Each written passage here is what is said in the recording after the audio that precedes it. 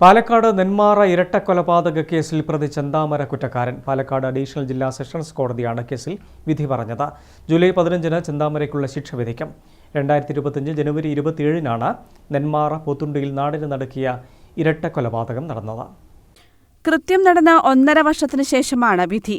BNS വകുപ്പ് 103(1), 126(2) എന്നീ വകുപ്പുകൾ പ്രകാരമാണ് ചെന്താമര കുറ്റക്കാരനാണെന്ന് കോടതി വിധിച്ചത്.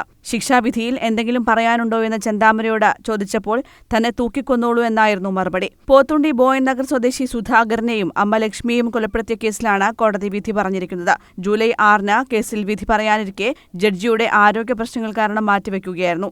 കേസിലെ അന്തിമവാദം പാലക്കാട് അഡീഷണൽ ജില്ലാ സെഷൻസ് കോടതി 4-ൽ ജൂൺ 30-ന് പൂർത്തിയായിരുന്നു. അയൽവാസികളായ സുധാകരനെയും അമ്മ ലക്ഷ്മിയെയും ചെന്താമര വെട്ടിക്കൊല്ലുകയായിരുന്നു. 2019-ൽ സുധാകരന്റെ ഭാര്യ സജിതയെ വെട്ടിക്കൊലപ്പെടുത്തിയ കേസിലെ പ്രതിയായ ചെന്താമര ജാമ്യത്തിലിറങ്ങിയതിന് പിന്നാലെയാണ് ഇരട്ടക്കൊലപാതകം നടത്തിയത്. സജിതയെ കൊലപ്പെടുത്തിയ കേസിലും ചെന്താമര കുറ്റക്കാരനാണെന്ന് കോടതി കണ്ടെത്തിയിരുന്നു. ഇരട്ട ജീവപര്യന്തവും വിധിച്ചിരുന്നു. ജൂലൈ 15-ന് ചെന്താമരയ്ക്കുള്ള ശിക്ഷ വിധിക്കും. News desk, Kannur vision.